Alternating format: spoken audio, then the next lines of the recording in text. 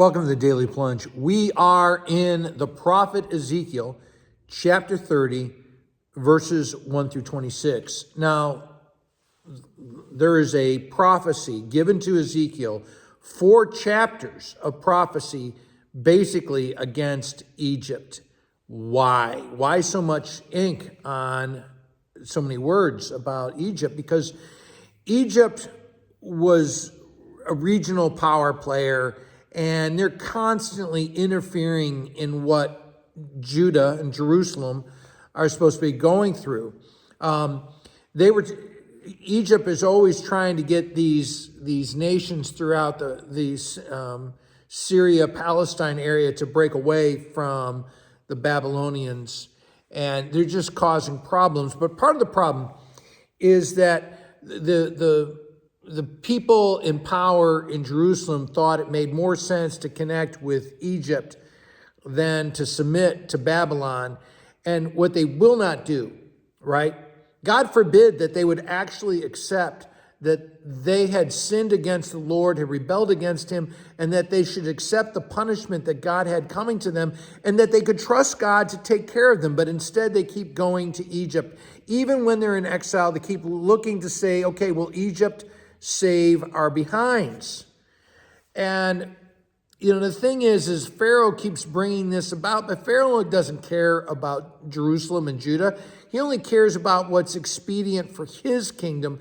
And time and again, the Egyptians proved that they could not be depended upon when the Babylonians came, because they were never going to be dependent upon, right? And there's no shame in looking for help from others, but when the whole purpose of looking for help is not to submit to the Lord and not rely upon the Lord, that's where the problem is. Now, Pharaoh and Egypt think of themselves as this big prowling lion, that they're all powerful. But the Lord says, actually, you're nothing more than a scaly crocodile. You are a varmint, basically. You feed on carcasses. You're a horrible beast. But in chapter 30, it says, the sovereign Lord says, you better wail, because here comes the day of the Lord.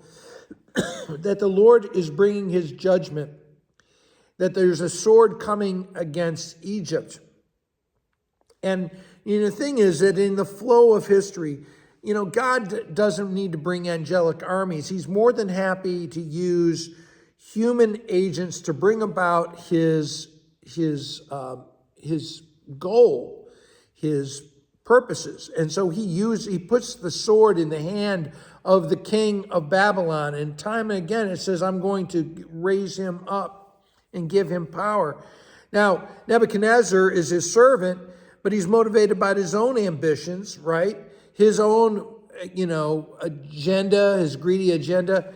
And the Lord is going to punish Babylon and Nebuchadnezzar for their sinful motivations, but God is going to use them for the time being. And, what it talks about throughout this is, that God is bringing his judgment upon Egypt and upon her allies, and the allies are all going to be befuddled to see Egypt falling. It also talks about, in verses 6 through 9, about how, King Nebuchadnezzar is going to be the Lord's servant. And then they will know when the Babylonians come that this is him, that the Lord is acting. And why is all of this happening? And it's in verse 13. Because of their idols. Egypt is an uncircumcised, outside the covenant people who keep looking to other idols. And this is why Jews should never have looked to Egypt for their hope. You don't trust in idols, you trust in the Lord. Hey, thanks, friends. Have a blessed day.